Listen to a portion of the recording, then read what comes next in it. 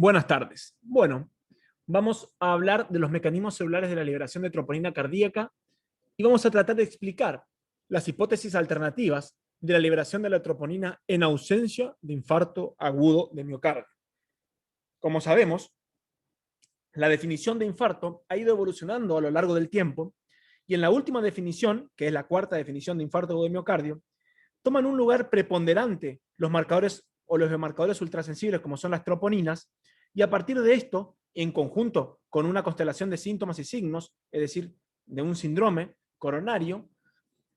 formando parte de los marcadores ultrasensibles de la definición, nos han ayudado mucho a definir y a identificar a este grupo de pacientes, pero al mismo tiempo también esta mayor información y esta mayor preponderancia de los marcadores o los biomarcadores ultrasensibles nos han dejado algunas dudas en ciertos grupos de pacientes que aparentemente no están sufriendo un síndrome coronario agudo, pero de todos modos tienen una elevación persistente de los marcadores ultrasensibles y por lo tanto vamos a tratar de demostrar y explicar por qué se encuentran elevados en este grupo de pacientes. Inicialmente tenemos que entender que vamos a hacer un recuerdo histofisiológico. La contracción miocárdica se produce de la siguiente manera y nos posicionamos a la derecha de la pantalla.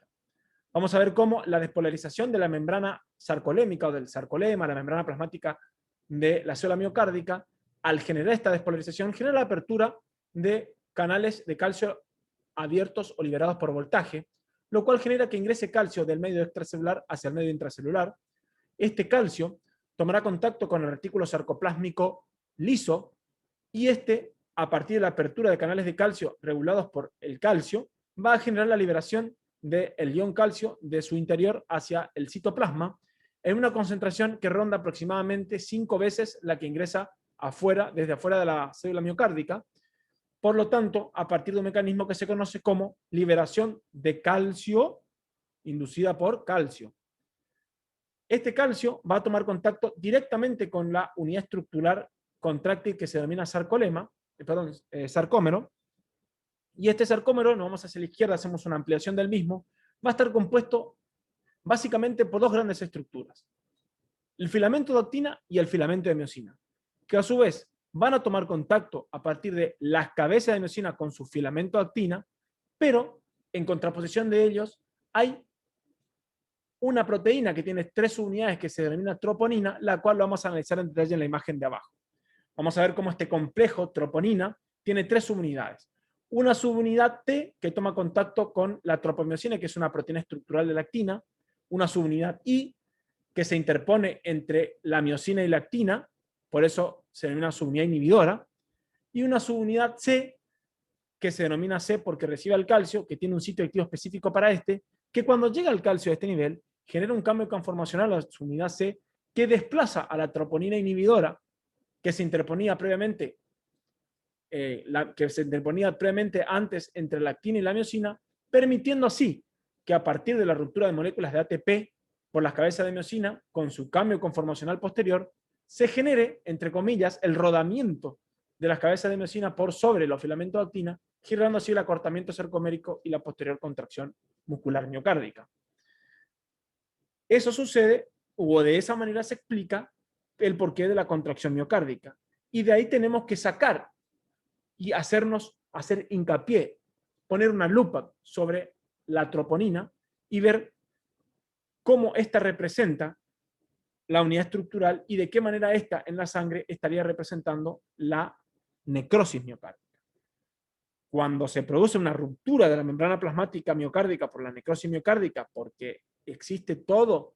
una constelación de un sinnúmero de eventos biológicos que se denomina la cascada isquémica, que lo hemos explicado en videos anteriores,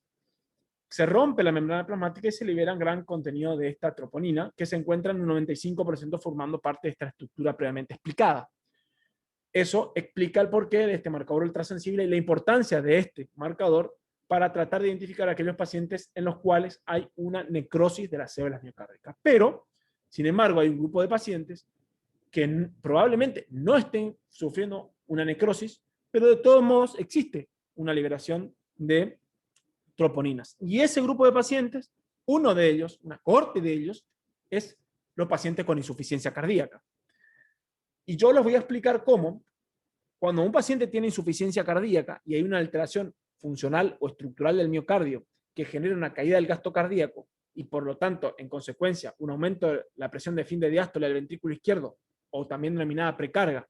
con el afán, esta precarga, al generar un mayor estiramiento de la célula miocárdica y que la miosina y la actina tomen una disposición esteárica o de espacio más eficiente para que la próxima contracción miocárdica sea más eficaz y trate de esa manera de contrarrestar la caída del gasto, mecanismo denominado mecanismo de Frank-Starling,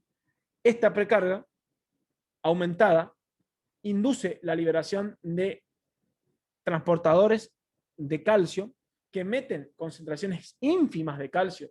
a nivel citoplasmáticos, y este calcio es el responsable de activar una proteína con actividad enzimática catalítica denominada calpaína, que cuando está activada tiene la propiedad catalítica de degradar la unión troponina-miosina.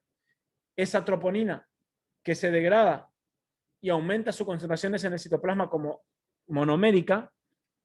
a partir de dos mecanismos importantes que son del aumento de la permeabilidad de la membrana o la formación de breves y burbujas, puede tomar contacto a nivel sanguíneo, y vemos cómo, a partir de la justificación de la evidencia científica, aquellos pacientes que tienen la precarga elevada del ventrículo izquierdo tienen una liberación sostenida de troponinas, y el mecanismo que sustenta este fenómeno es este previamente explicado. Pero también tenemos que entender de que en ciertos pacientes, primero tenemos que entender que la troponina a nivel citoplasmático forma parte en un 95-97% de la estructura sarcomérica, como hemos dicho previamente. Pero también hay un pool de troponina citosólica libre que responde más o menos a la cantidad del 3 al 5%. Entonces, cuando ocurre una isquemia transitoria, y esto se ha probado, y esta es la evidencia, la que ustedes ven a la derecha, cuando ocurre una isquemia transitoria, ocurren dos fenómenos a nivel del sarcolema: el aumento de la permeabilidad o la formación de bleps y burbujas. En una célula miocárdica un poco más vieja,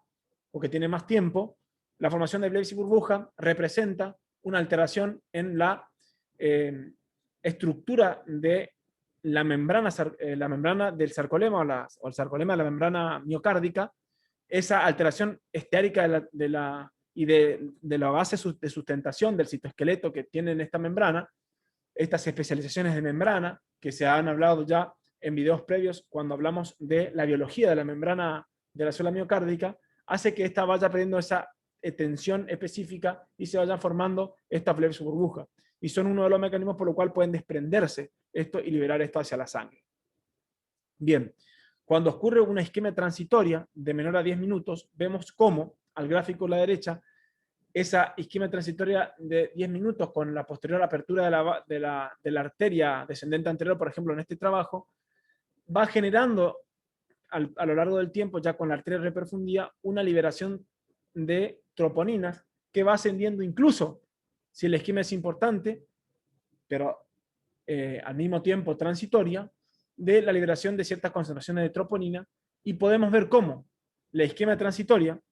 sin que ocurra necrosis miocárdica, va a generar una liberación de cierto grado de troponina, que son estas troponinas que se encuentran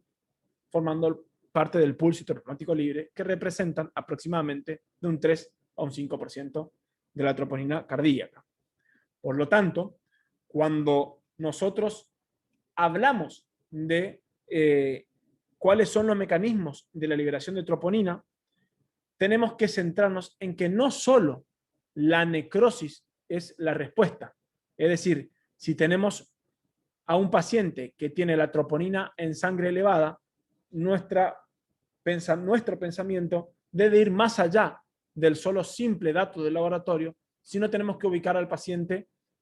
en cuanto al laboratorio y la presentación clínica, para que nos dé, y los factores de riesgo, para que nos dé una orientación de cuál podría ser el mecanismo de liberación de las troponinas, ya que la fragmentación de las troponinas, ya que el aumento de la permeabilidad de la membrana, ya que la formación de bleps o burbujas, y ya que la muerte celular programada, la apoptosis, son mecanismos propuestos de liberación de troponina, e incluso las concentraciones en sangre, en la mayoría de los casos, pasado el tiempo, pueden alcanzar ese valor que se encuentra por encima del percentilo 99. Y todos estos mecanismos celulares propuestos